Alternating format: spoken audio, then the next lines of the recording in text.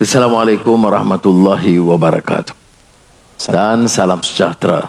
Alhamdulillah, nahmaduhu wa nusalli ala rasulil karim. Musi dan Kuasa Lembaga, Naib Chancellor dan seluruh tenaga pengajar dan anak-anak yang dikasihi sekalian, bagi pihak Menteri Besar, Muhammad Hafiz, saya ucap setinggi penghargaan atas kesediaan saudara datang, walaupun waktu itu singkat. Tapi kebetulan saya tadi selepas menghadap Tuanku Sultan Johor pergi melawat hospital yang sesak, Hospital Sultan Aminah, dan Alhamdulillah setelah terbengkalai dan begitu lama kerajaan tadi saya umumkan untuk menyegerakan pembangunan blok-blok Hospital Sultan Aminah segera. Baik. Untuk respon soalan Simi Munawar, saya nak sebut begini. Kita kena tanya apa dia matlamat pendidikan. UTM dari pengalaman UTK di Jalan Geni, itu di antara base kami dalam perjuangan mahasiswa. Dan selalu bila ditanya, kita kena rungkai ini. Untuk apa? Tentunya untuk menimba ilmu. Ya. Dalam bidang-bidang tertentu, ada yang disebut fields of specialization, yang sekarang kian berkembang. Di UTM, umpamanya, dari 230 kursus sudah ada ratusan disiplin. Kerana tuntutan zaman ialah kita meneroka bidang-bidang ilmu yang baru. Tapi kalau ditanya untuk apa?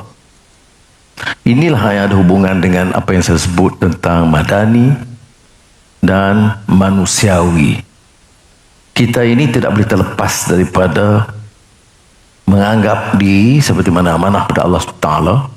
Walaqad karramna bani Adam. Allah angkat darjat bani Adam, manusia. Angkat itu kerana apa? Kerana hartanya, ilmunya, keterampilannya? Bukan. Kerana nilai dan akhlak yang diterapkan. Ilmu satu kemestian. Kalau dalam ekonomi madani yang saya luncurkan baru ini, kita mau angkat semula Malaysia sebagai negara hebat, maka bidang ekonomi, keilmuan, kepakaran, kemahiran, keterampilan mesti ada. Tetapi apa beza kita dengan mana-mana negara lain? Bedanya ialah kerana kita mau tegak pada paksi dan pengkalan sebagai manusia. Ukurannya itu masih pada nilai kemanusiaan, inginkan kebaikan, islah mastata'tu, perubahan ke arah kebaikan, dan menolak kemungkaran yang berpunca dari kejahilan. Sekarang ini apa dia masalah dalam negara kita? Rasuah besar. Tetapi bila kita lawan rasuah, masih ada gerombolan yang bertahan. Marah betul kalau saya cakap soal rasuah. Saya tidak tuduh siapa-siapa. Yang siasat itu SPRM. Yang dakwah itu peguam negara. Yang putuskan salah itu tidak hakim.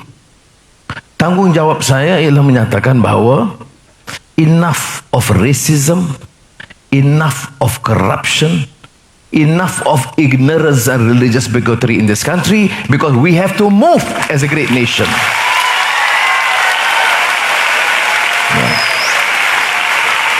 Dan ini saya sebut di universiti. Dan universiti harapan kita, saudara, belanjanya besar, harapannya tinggi.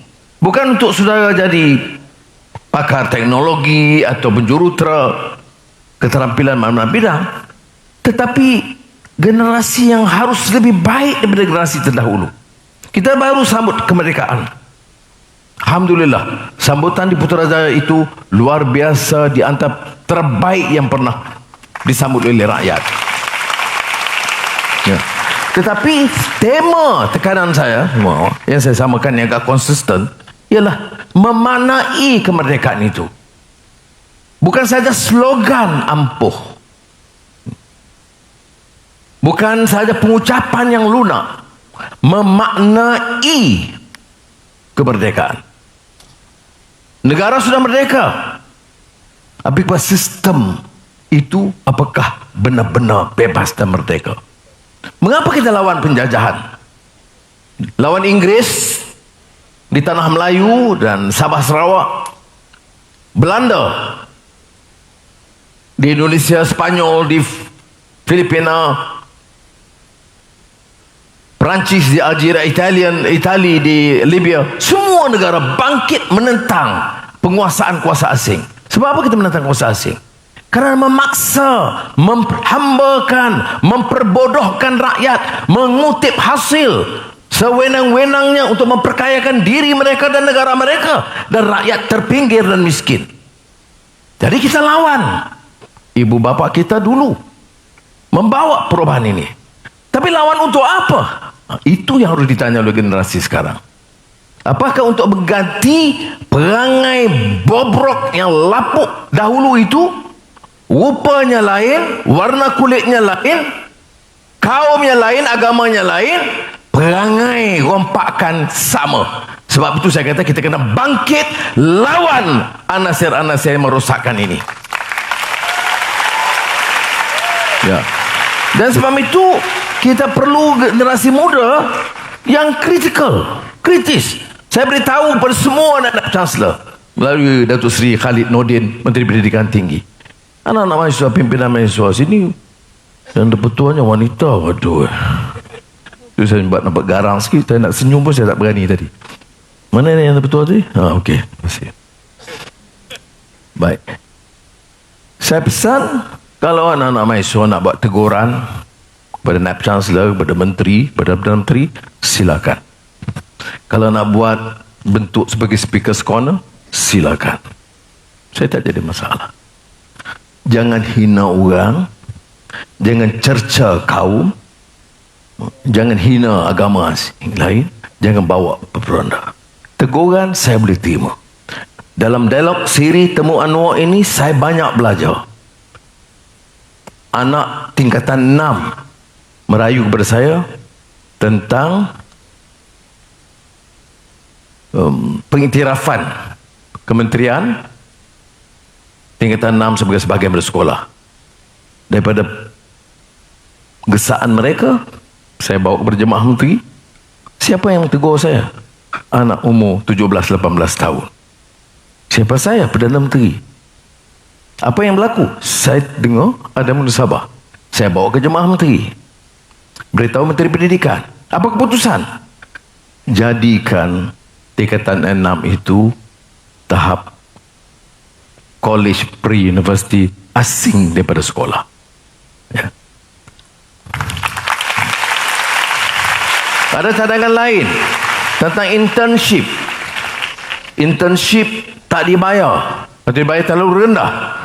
Jadi kita kumpul semua konglomerat dan syarikat-syarikat di Suruhanjaya Security, tolonglah bayarlah kadar supaya anak-anak yang jalani khusus internship ini dapat sekurang-kurangnya tambang dia dan makan dia. Ini daripada siapa? Daripada anak mahasiswa, entah UUM ke mana saya tak ingat. Jadi saudara, ada pengajaran. Ada yang minta kebebasan. Ada yang tanya mengenai tindakan-tindakan yang kita ambil masalah kaum dan agama. Jawapannya ialah universiti ini harus menjadi tempat di mana anak-anak dilatih berfikir sebagai manusia. Bukan sacred cows. Sacred cows ini, lumbu kudus, itu pernah disebut oleh seorang pemikir, Ivan Illich. Dia cadangkan tentang deschooling society. You go to the best schools, with the best libraries, with the best laboratories, but you create sacred cows, unthinking, not creative, and not critical. Kita nak saudara ada kebebasan ini. Ya. Jangan umpamanya dengar orang berucap. Oleh kerana pakaian itu berjubah, kemudian dia berucap depan puluh ribu orang. Nabi Allah Adam itu pernah turun di Gunung Jerai, Kedah. Semua tepuk tangan. Ya. Maknanya saya tanya, dia belajar apa di sekolah? Oh, dia belajar Islam. Apa Islam tak pernah ajar kita berfikir, memutus ikut fakta, atau ikut orang kerana janggutnya, atau tudungnya, atau serbannya.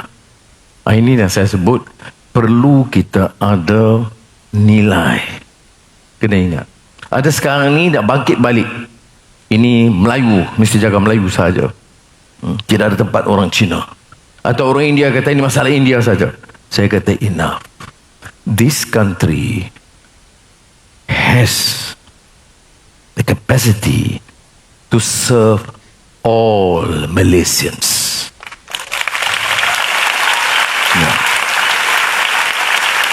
Melayu tetap bahasa rasmi. Islam tetap agama persekutuan. Hak kesemuan Melayu Bumi Putera tidak harus dipertikai. Kedudukan raja-raja Melayu, bukan raja Cina, bukan raja India, diterima. Itu tak dipersoalkan. Tetapi hak setiap agama, setiap kaum, setiap bahasa, kita harus jamin. Apa jadi masalahnya? Mengapa nak perang, nak gaduh soal ini? Anwar dia okey, tapi dia alat Cina. Saya bagi apa kepada Cina? Saya bagi apa yang hak kepada mereka? Ada orang India kata, oh, Anwar tak, you are not doing enough for the Indians. Because you didn't announce special education for the Indians. Saya kata, bila saya kata, keutamaan saya bukan mercu tanda, bukan gedung-gedung besar. Keutamaan saya ialah kemudahan asas pendidikan. Saya tidak mau hebat nama Perdana Menteri, tetapi sekolah anak-anak saya di kampung, di Ulu, tandas pun rosak. Tak ada siapa peduli. Bumbung bocor, tak ada siapa peduli. Jadi tahun ini, sebelum Oktober 2023, pertama kali dalam sejarah saya kata, tidak harus ada sebuah sekolah, sekolah Melayu, sekolah Cina, sekolah Tamil, sekolah Arab, sekolah manapun yang tandasnya rosak, yang tak boleh digunakan oleh anak-anak kita. Apa ini program Melayu, program India, program Tamil? Tak. Ini program anak-anak kita. Sama macam rencana saya menoktahkan kemiskinan tegar. Kemiskinan tegar ini ada sekitar 136,000 keluarga. Saya kata, takkanlah pula dengan gedung, dengan dewan hebat seperti ini, lebuh raya begitu besar, bangunan pencakar langit, Twin Towers, kemudian ada orang miskin beli susu bayi untuk bayi yang baru lahir, tidak cukup wang. Beli school uniform, tak cukup wang untuk anak pergi sekolah. Malu anak pergi sekolah kerana uniform tidak ada, kerana ayahnya miskin. Saya kata tak boleh. Jadi tahun ini juga, insya-Allah, tahun 2023, saya akan noktahkan kemiskinan tegar di Malaysia. Baik. Jadi kalau tanya rumusannya, supaya ada soal sesi soal jawab ni. Rumusannya apa? Anak-anak fikir. It's your future. This is your country. You must decide your future. Not some old corrupt politicians. Not some old desperate politicians trying to gain support by using the race card. We will help our people. But we must stop stealing from the country. If you continue to steal, it's never going to be enough. I remember Mahatma Gandhi used to say, the world is enough for every man's need, but the world will never be enough for everyone's greed. Ada faham? Ya, cukup. Malaysia ini hebat, cukup. Tapi kalau kita kawal orang yang tak mahaloba, kita hentikan amalan rasuah dan curi ini. Ya? Bila kita nak tangkap dia rasuah curi, saya adalah pejuang Melayu. Tak pernah mendengar dia cakap Melayu. Sekarang ni, jadi kita kena, bagaimana nak selesai? Kena fikir. Dengar boleh dengar, tapi kena nilai. Belajar sampai universiti, nilai. Benar, ya. Tak benar, no. Ini yang kita harap. Kau tanya saya apa cita-cita saya melihat dalam siri Temu Anwar. Belum ada rekod mana-mana menteri atau Perdana Menteri yang setiap program, setiap negeri saya coba celah sejam jumpa anak-anak mahasiswa. Sebab apa? Saya nak mereka bersama berfikir dan tahu angkat martabat negara ini. Karena saya nak negara ini dalam 5-10 tahun menjadi negara paling hebat di rantau Malaysia ini. Asia. Terima kasih. Yes, sorry. Took a longer time.